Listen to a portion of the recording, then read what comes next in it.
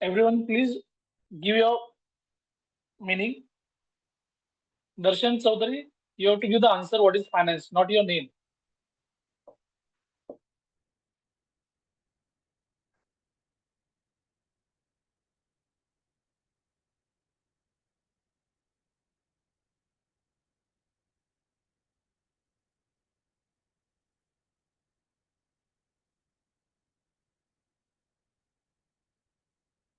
Okay. Shall I ask you the second question?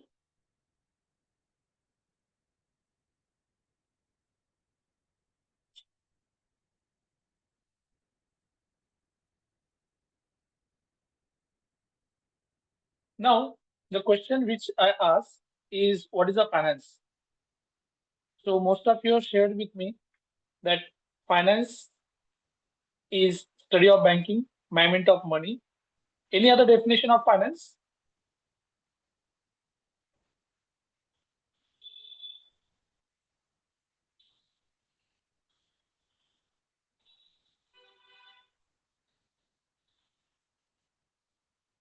So today we're going to talk about advanced financial management as a subject, and this will be our first session. Okay. So we'll talk about first what is syllabus for advanced financial management, and then we'll discuss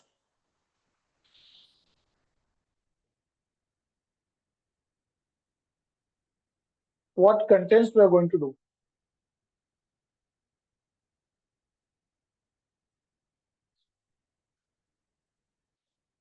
So this is core syllabus. Is it visible?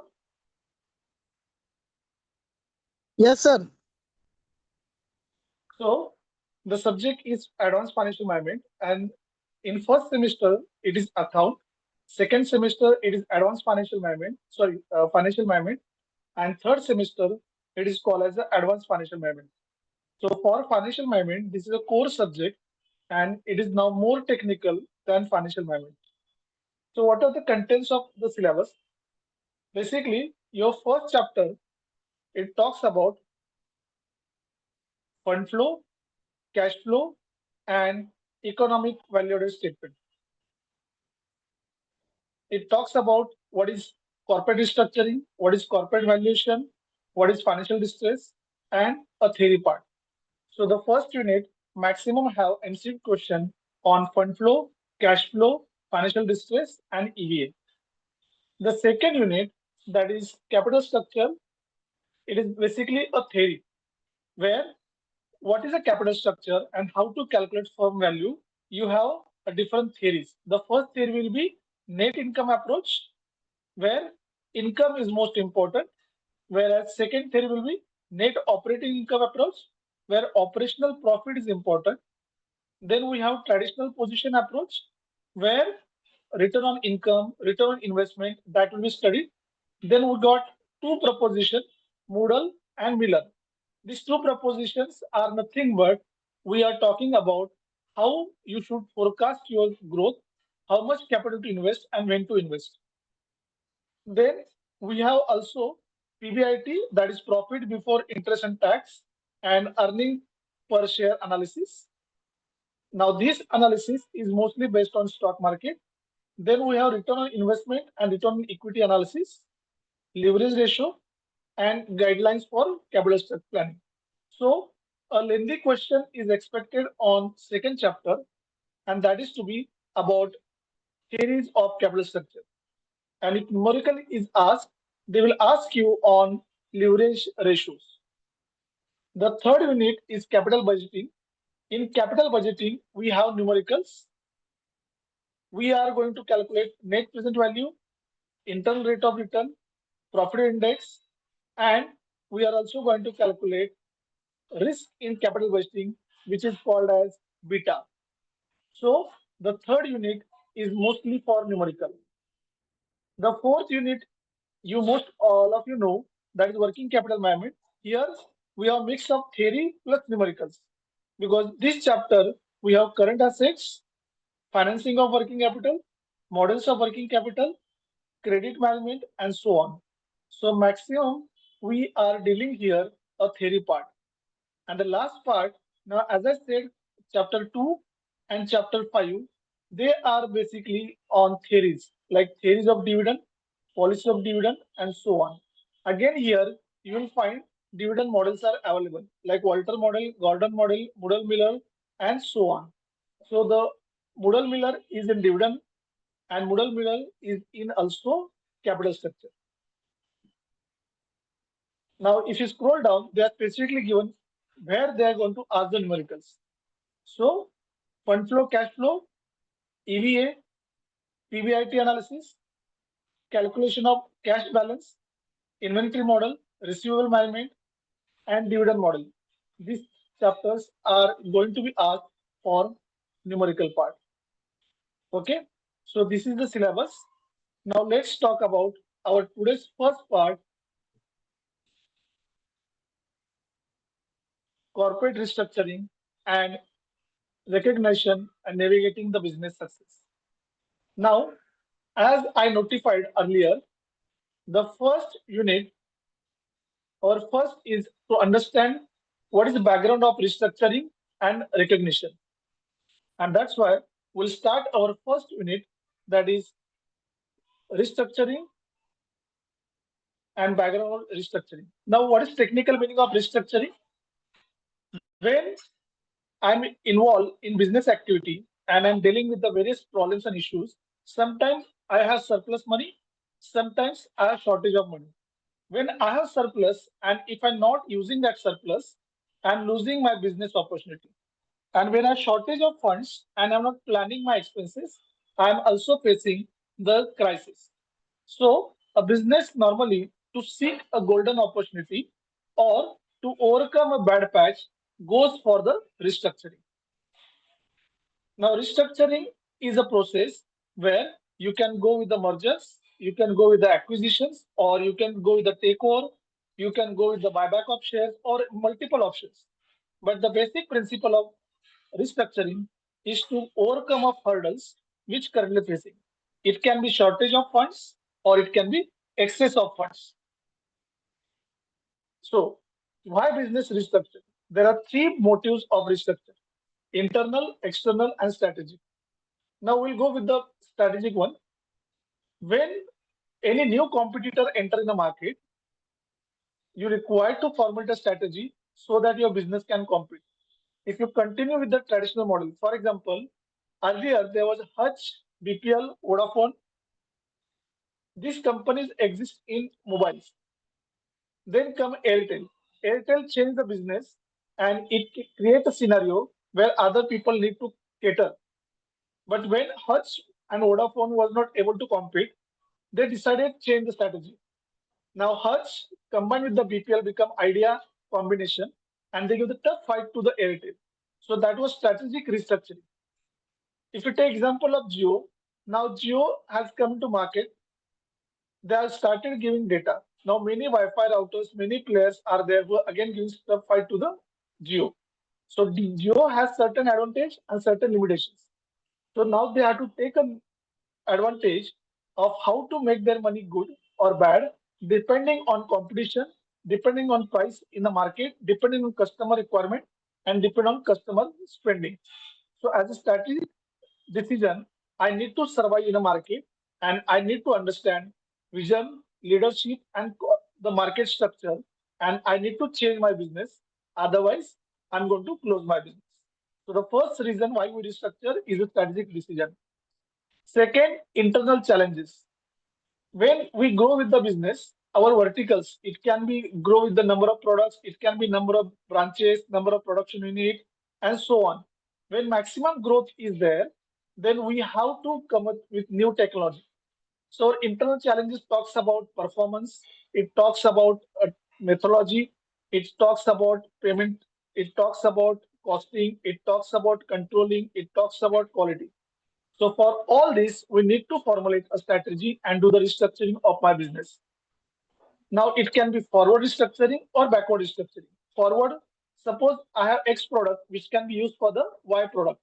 Then I will try to involve in the manufacturing of Y product so that my output is my input for my next company and the chain of products is my in control. Whereas suppose I'm producing X product and it required a product as a resource, then I have to go with the backward integration. So backward integration is for raw material and forward integration is for final product. And these all decisions I have to consider as restructuring. Then the third is market pressure. Market pressure talks about shift in the market.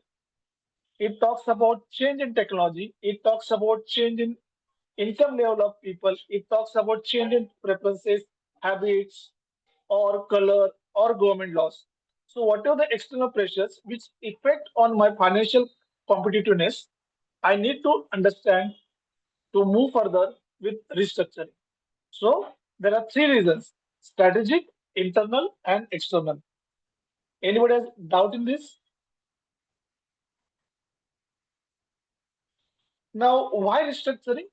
The only simple reason: performance, performance, and performance. I may be disturbed by the market, I may be disturbed by my internal player, or I may be disturbed by any other means. But since I need to perform, I need to earn the wealth, I need to do well, I need to earn more. And for this, restructuring is only option. There is one good said, when the old model no longer fits, the moment of recognition of fundamental change is needed. Then transform or perish. For example, earlier we used to have calculators, we used to have cameras, but nowadays that cameras, that calculators are replaced by mobile phones. Now wristwatch is used for calling. So we are replacing one with the other. And when you're going with the one technology to other, people are adopting new things. People are adopting new habits. So when you are adopting new habits, I also need to understand, if I do not go with the technology, if I do not go with the models, I will not be survive. So either I need to transform or perish. A good example is Nokia. If I not immediately switch from Symbian system to Android and get awaited that no, people will not go with the Android, they will come back. Definitely, companies like Samsung, they will take the advantage and they will face a tough challenge for Nokia to survive and to perform. So when your old model no longer exists, no longer fits, either transform or perish. This is only one option.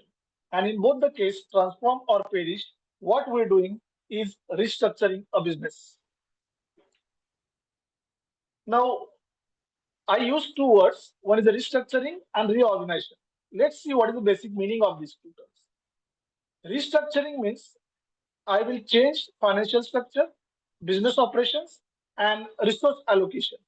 So in restructuring, allocation of resources, the proportions given, the weightage given, or the financial importance given will be different. Where suppose there are three products A, B, C. If I allocate each product equally, that is 33%, and I find out product A is doing good, then instead of giving value to B and C, I will give value to the product A. It can be 50% and product B and C can be 25%. So when I'm doing restructuring, I'm shifting my focus to the cash cow. I'm shifting my focus to the productivity. Whereas in case of reorganization, my importance is just to formulate a process. So restructuring talks about complete shift, whereas reorganization talks about defining the processes again, or taking decision what should be the next and what should be before of a certain process. So in restructuring, I'm shifting my focus from non-profitable to profitable. And in reorganization, I'm just aligning my activities so that the functioning is smooth. So in case of restructuring, it is change in activity. And in case of reorganization, it is realignment of my various activities. Now, what are types of restructuring? There are three types of restructuring. One, debt restructuring, sales reconstruction, bankruptcy reconstruction, and so on. So basically, when reconstruction or restructuring is done, what I do, the first thing, suppose I'm making a losses, then what I'll do, I will schedule all the things in a sequential that, okay, how many loans I have. Suppose I have got five loans. I will find out which is the heavy interest and which is the lower interest. The loan which has got heavy interest, I will first pay that loan, and loans which are lower interest, I will approach to them and ask them more refund period. So the first restructuring is a debt where I will negotiate the payment terms. I will manage the payment terms in a such a way that first I'm able to pay heavy interest amounts so that burden will be removed and lower interest payments are negotiated. The second restructuring talks about diversity or sales volume, where if my one product is full, I focus on second product.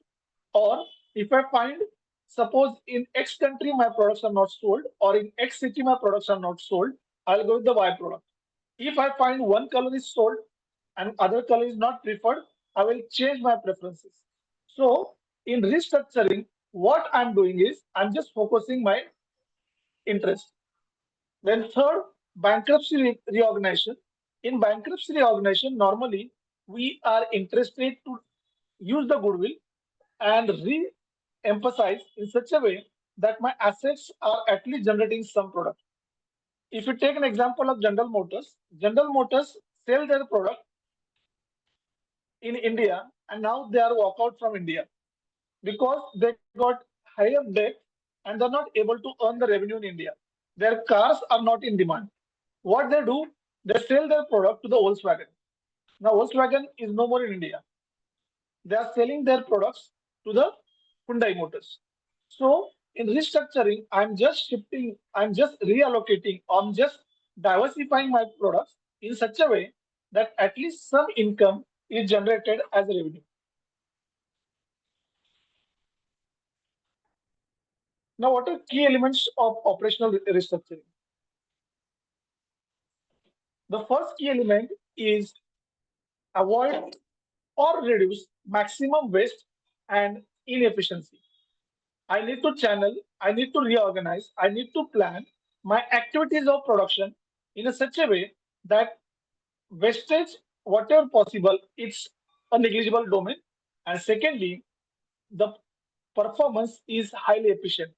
This will motivate and this will re-engineering help my channelization to move further in minimal cost effective solution.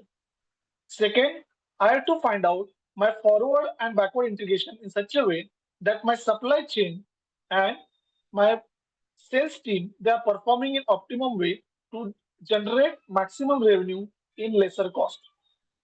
Third, I have to adopt new technology or go with the automation and moderation so that my cost and time along with quality are saved. And most important, I need to do workforce alignment to match operational needs. Excess workforce or short workforce may hamper output and quality of my production. If my product requires 10 workers and if I only 6 workers, it will hurt that my workforce is getting intense. Their performance will be lagging. Whereas if I require 5 workers and I have 100, I have extra additional burden of excessive labor cost. So I should not be shorter or I should not be extra in sales. Take example, IBM was hardware manufacturing 1990. It was very great company. When they started, there was very heavy demand for the IBM products. But in initial days, the hardware manufacturing was greatly changing, but they diversified their portfolio in various domains and various services. And they used to operate very small margin. What happened when they operate small margin and huge capital investment in labor force make them issues about labor and incidentally they have to close down their operations. They have to cut down their product line and it suffer a great loss.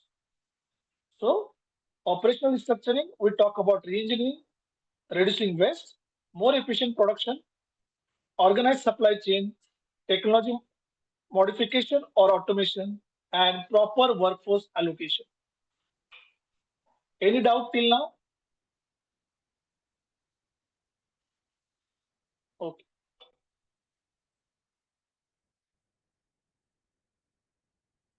Now we talk about operational restructuring.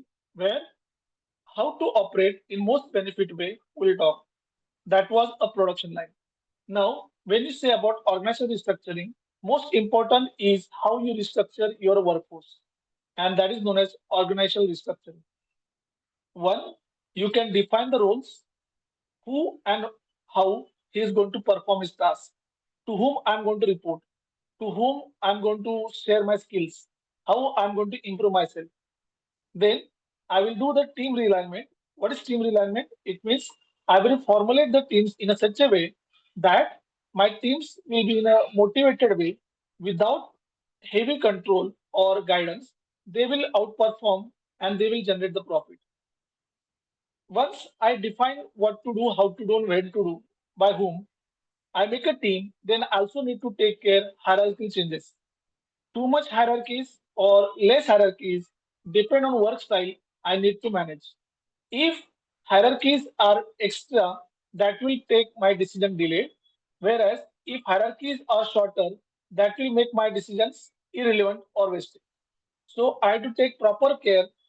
I should not have extra. I should not have less. My workforce should be properly managed. There is a case study of Microsoft Office. Microsoft was initially launched its Microsoft domain, which is now known as Microsoft Office 365, which is initially as called One Microsoft. So in 2013 till 2016 product, it was very successful, but it was not adopted. The skill set, the requirement, all these things are managed, and then the product become visible. What happened in Microsoft? Everybody was called equal level. There's no boss, no subordinate, and so on. And it was a chaos.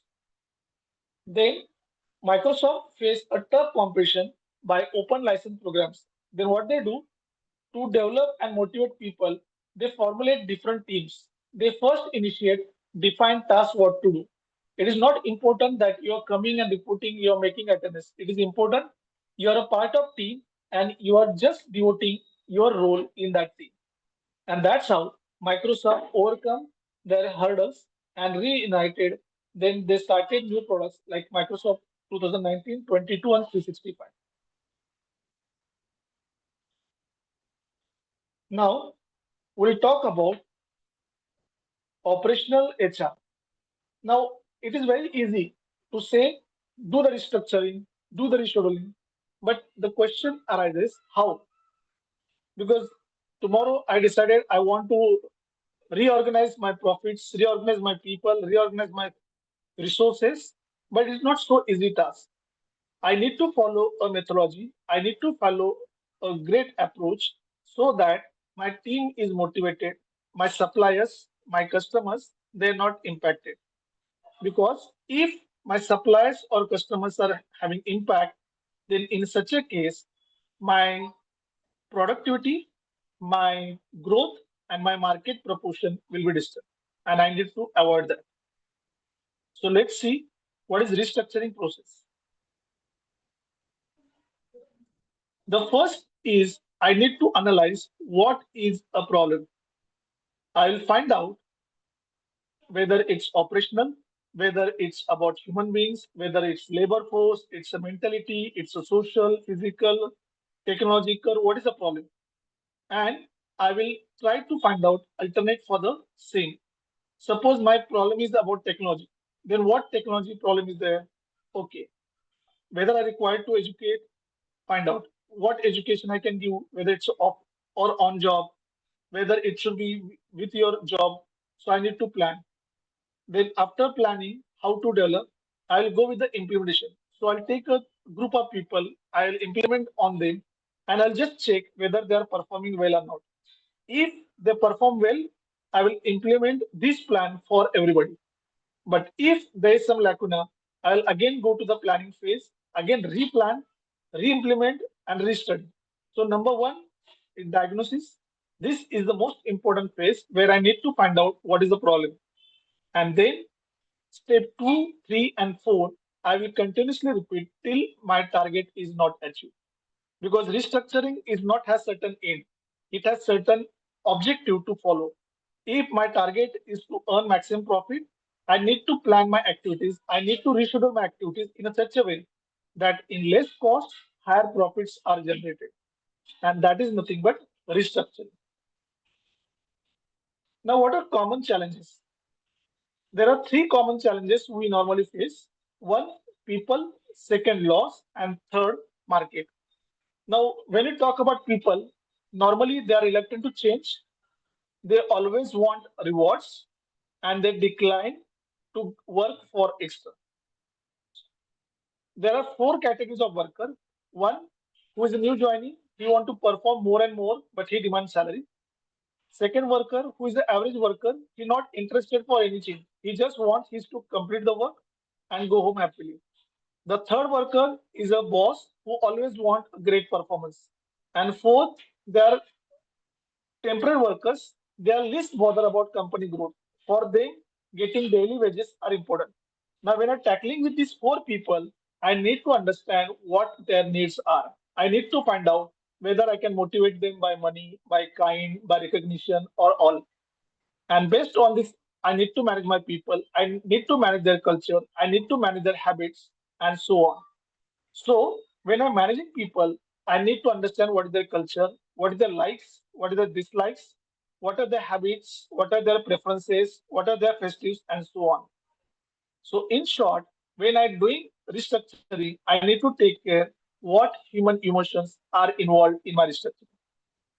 Second hurdle is about regulatory body. Regulatory body, we talk about different laws. It can be a trade union laws, it can be technical laws, it can be patents, it can be copyrights or anything. But I need to take care that I should have all the solution for every regulatory hurdle I have. India has a very traditional history about licenses, and at least I need to take care that the compulsory obligations I am able to comply with. Because if I'm not able to comply with the law, then whatever the restructure that will stand hold. I need to take care restructuring happens properly. Then the most important people and regulatory these are controllable more because these are more or less internal factors. But when I talk about market, this is certainly unknown because what we believe and what market believe should not or may not be same.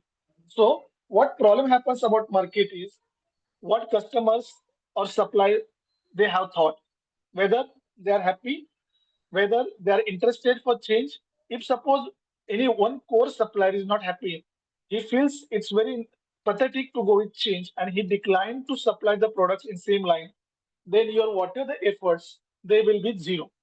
So better way, I need to understand and talk to these all people, take their in confidence, tell them what is the reason why I'm doing with the restructuring and reorganization, and give them assurance that whatever their interest, that is your money, your payments, your profits, your appreciation, all will be taken care, and I can control market perception. Similarly, negative media coverage. Now, all of you are living in social media era where a simple comment on social media can change your future. And so, negative media coverage also need to taken in care. And the most important, what is competitor deciding about me? If I'm changing and whether he is following me or he's taking any step which making me negative, I need to study that deeply. Please remember, 71% of restructuring initiatives fail due to lack of proper coordination and taking care of these three challenges. Number one, people, where they take care about monitoring, technology, reporting, culture, and generation. In regulatory, we talk about laws, regulars, then compliances. And in market, we talk about customers, suppliers, and competitors' approach towards our organization. Anybody has any doubt till now? Okay, I'll move further. Now, let's talk about real world examples which are about restructuring and their outcomes. Now, it's a great example of Apple. Apple in 1997 was not known for its products. Its products were robust and it has a range of 40 products and declining market share. The basic reason why Apple products were declining is they are costly, they are very inconvenient to adopt the technology, and the problem is they are not so innovative like others. For example, BlackBerry was very famous phone which is supported by Apple, but BlackBerry lacked technology.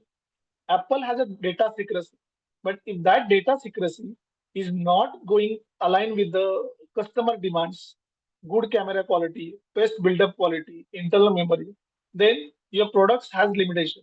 If you only appeal to the class and that to be niche products, limited people, then again you are getting a losses. Then what that Steve Jobs done? Steve Jobs introduced Apple phones, now we call it iPhones, which is a benchmark for the quality. He has reduced up to 70% of wastages and he has categorized his product line in four levels.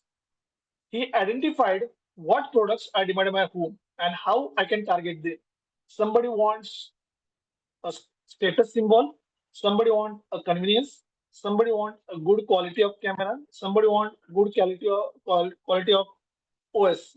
So recognizing the customer needs, understanding the paying person, understanding the team morale and technology changes, he just turned around and now iPhone is a benchmark for mobile phones. Let's talk about another example. In old era, the camera and the reels were important. The Kodak was one of the great example. Initially, Kodak was doing very well. He has a great, that is, we can say up to 85 to 90% market share. He has 85% share in camera and 90% sale of films which required in camera. When the digitalization started in 1975 and it was very high in 2003, the company from 1976 to 2003 did not take any efforts to switch from normal camera to the digital camera. And what happens? They lack in digital innovation, which results in 2012 bankruptcy. So if Kodak has recovered in early 2000s, they might be a successful leaders. They are not able to restructure their products. They're not able to understand the customer needs. They're not able to understand how the market dominance can be further carried out. That created their limitation. And the digital invention, which started around 1975 across the globe and mostly 2002 in India, make them absolute. Nobody want a normal camera. Nobody interested for film. Everybody going with the digital products, and that's end of Kodak, and that's how Kodak failed. So if I do not adopt the technology which people are going with, if I do not follow the norms, I do not understand what customers or suppliers going with, I'm definitely losing my market capture. And this is another example why organization require restructuring and reorganizing depend on three factors which I talk about: laws, people, and market competencies. Now, if I understood that one has made success by restructuring and another has failure because it give up of restructuring. Let's understand what values can be created or what is benefit of restructuring. If we take example of Sony, Sony Ericsson mobiles were very well known for cameras. Their CyberShot series was very greatly accepted, but they got a good camera, good lens, but they don't have hardware which was matching to the Chinese companies. Ultimately, they need to fail down. So when I'm doing restructuring, what I get is operational efficiency. What I achieve is benefit of having greater competencies and controlling my cost. And that something give me an opportunity to be a market leader. So strategic benefits are available, that is enhanced agility, strategic focus, and operational efficiency can be marked out for my enhanced activities. Then on a human element, I can find out that if I do restructuring in a proper way, then skill development, employee engagement, transparency of leadership, proper resource allocation, and motivated employees is my asset for my organization. Simply, if I do the restructuring in proper way, that is scheduling of work, organizing a work, making them alignment what tasks they need to perform. I give them proper training. I give them proper incentives. Then in that case, my workforce will be highly motivated and I will get transparent leadership, better employee engagement, skill development, and most motivated human being always contribute more and more profit and efficiency. And then I will get more benefit towards getting restructuring. What McKinsey said, the soft stuff is the hard stuff. It means employees are the best resource person because they are the only active people. If I say man, machine, labor, and capital, all except labor are non-moving. They are motivated and moved, controlled, and directed by labor. So it's the soft stuff and the hard stuff. Companies neglect the human dimensions of restructuring, only achieve 50% potential financial benefits. Because if I consider the cost, if I consider the control, the most cost and control are being limitations that if you control human beings, if you direct their activities, if you direct their energies, if you give them skill enhancement, if you train them properly, if you keep the transfer leadership, if you make them incentives and perquisites clear, the people will work in excellent way for you. And that will lead for your potential financial benefits. Restructuring as a rebirth, it is not just a fix. Now, just talk about what we studied now. Now,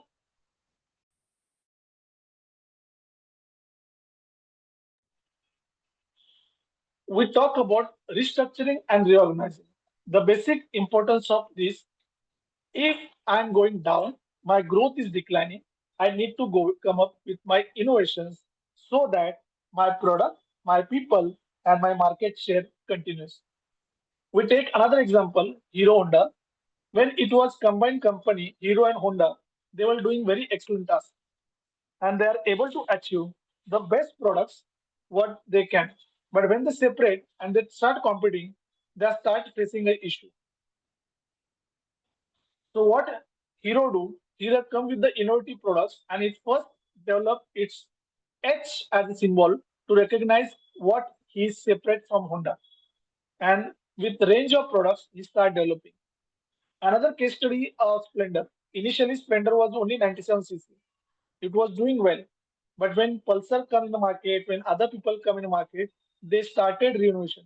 Super Splendor, X Splendor, Y Splendor, 125cc, then 135cc, 110cc, auto clutch, and more innovations are started.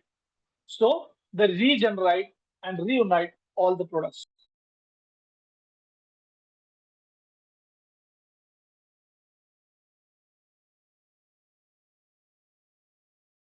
So this is all about restructuring and what are the benefits of restructuring and reorganizing.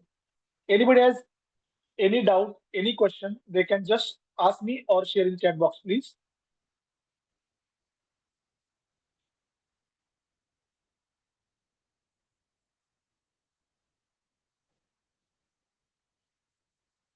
No questions?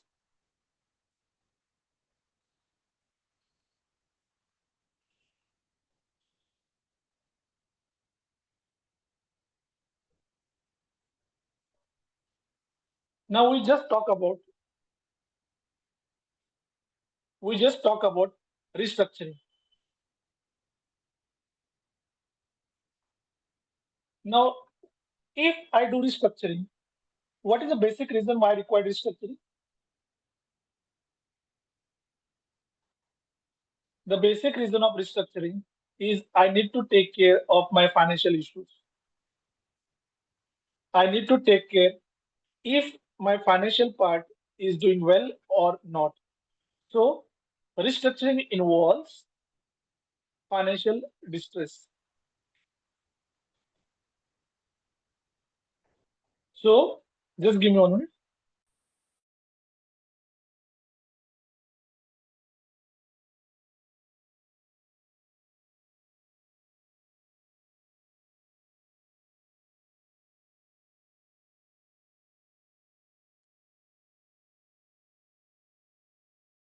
As a student, you always face an issue when you talk about a money matter. Suppose I talk to my parents that, okay, tomorrow college is asking for 1 lakh rupees because I need to go for a trip. What is normal reaction of any parent? Why? When? How? Suppose you take a job and your salary is only 5,000. Then what is the issue? You always talk about how to manage in 5,000. My mess, my canteen, my transport, my other needs, my mobile bill, my rent. So you need to take care about understanding how much money is required and when is required. Because as I said, in restructuring and reorganization, human values and human beings are need to take care. So our next part we are going to discuss about financial distress. If I just divide this distress, it is mean by de-stressing the reasons why I'm disturbed about money matters. Normally, I'm distressed about finance. There are four reasons. I'm having extra, I'm having short, or I'm having such a money which is of my sense but not with me. And four, I am having others' money which I need to take care. So financial distress is simple terms. It is to study the funds inflow, study the funds outflow, and study how I can generate my wealth. If I'm not able to give answer of generating my wealth, then it happens to be financial distress. So let's define what is financial distress. Financial distress is a critical function. It's a critical function where I need to make a decision about my money. It can be short of money, it can be extra money, or it can be diversion of money. So I'm just taking a care of money and money matters. Now, what do you mean by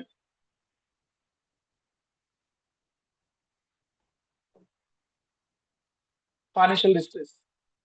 As I said, a financial distress is disturbing of economy or money where a person is lack of controlling his financial resources or he lack in allocation of his financial resources in a proper channel. So, if I define a condition where individual or a company or a artificial person is not able to organize or not able to schedule his expenses or flow of income in a better way, he is always having inadequate financial resources. For example, if my salary is 1 lakh rupees and I'm spending monthly 1 lakh 50,000, so each month I'm creating burden of 50,000 against my salary. So this 50,000 will unnecessarily creating a tension. I need to borrow the loan. I need to pay the interest and unnecessary part I'm spending on money. We people has a habit to purchase the goods and service on EMI basis. Now, when I purchase on EMI basis, what I do, I postpone my consumption. I try to pay the interest. It can be no cost, but at least processing fee I'm paying. So I'm not taking care of my financial planning. I'm not understanding what is required, what is unnecessary, and what I can postpone. We just go with the status symbol. We just go with the luxury. We just go with the convenience, and we involve in a trap of EMI, loans, interest, and borrow, and that creates a financial disturbance. Second reason of financial distress is insufficient income generation or insufficient assets which creates a money for you. For example, in my family there are 10 people and the 10 people requires 10,000 rupees for a month. But if I'm only earning 5,000, it creates a tension, it creates a disturbance because I cannot cater every need. Then it talks about comparison. Other people are having this thing, I'm not having this thing. He is having iPhone, I'm having only keypad phone. He's traveling by car, I'm traveling by bicycle. So this status symbol, the asset holding, insufficient revenue.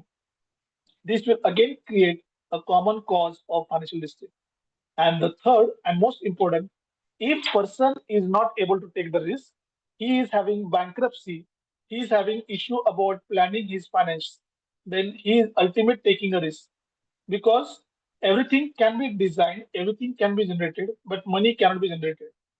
So if you lack in proper allocation of funds and wealth creation, ultimately you're creating a leverage burden or a debt burden, which is going to the crisis and which is the most important reason for financial distress.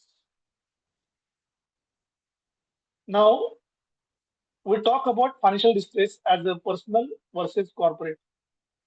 So when I say personal, let's see what is a personal means. It talks about overspending, it talks about underemployment, it talks about job loss, it talks about high interest rate, medical emergency, and lack of proper saving.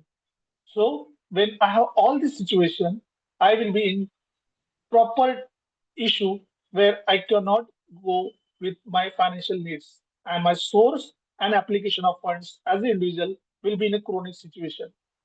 Whereas in case of corporate, most of the time, market performance, operational efficiency, and poor cash flow management creates a corporate distress.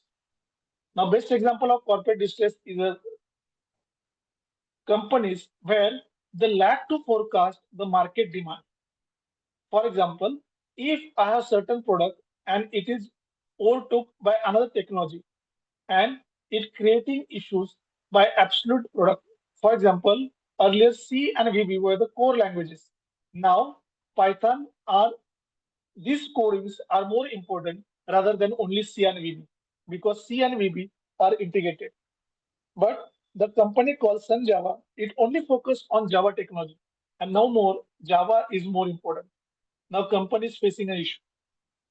So, individual distress talks about improper planning, overspending, and sudden loss of source of income. Whereas corporate distress mostly talks about decline in market competency, malfunctioning or a fraud, and operational inefficiency. So, individual distress is more or less an incident and habit of overspending and losses, whereas corporate distress is more or less talk about loss in a market, inefficiency, or fraud. So individual distress is a certain percentage inevitable, whereas corporate distress is mainly happen because of lack of assessment of situation and planning accordingly.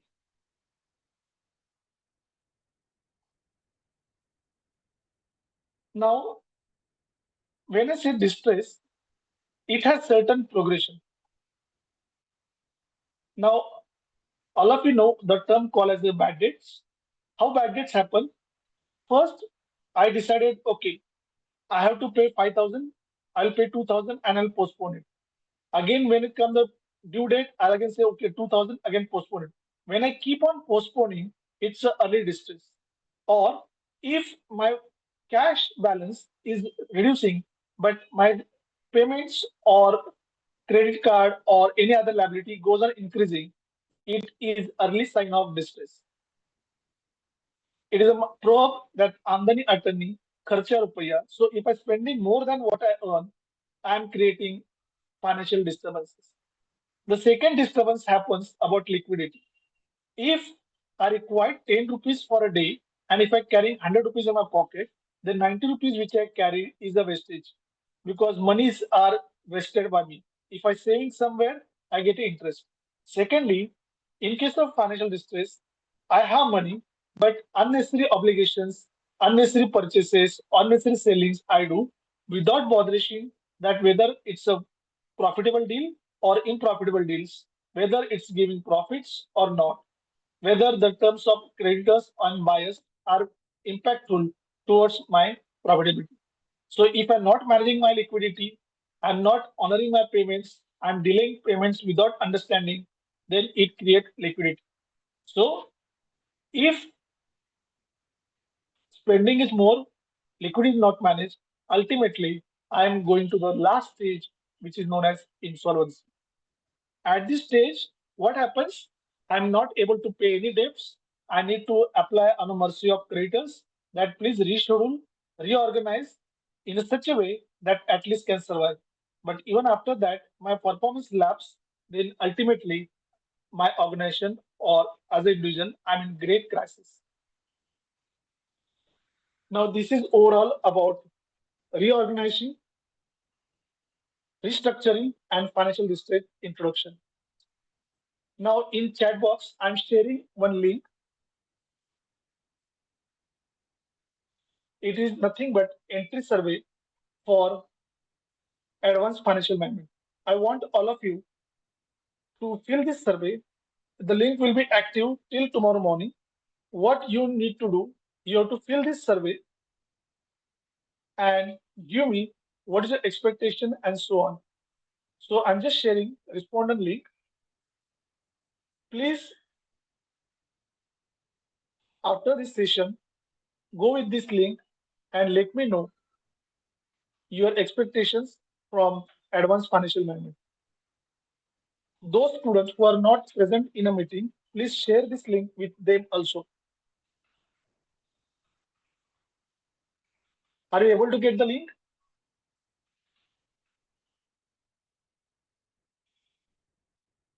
Okay. Now, any doubts so far what we discussed today?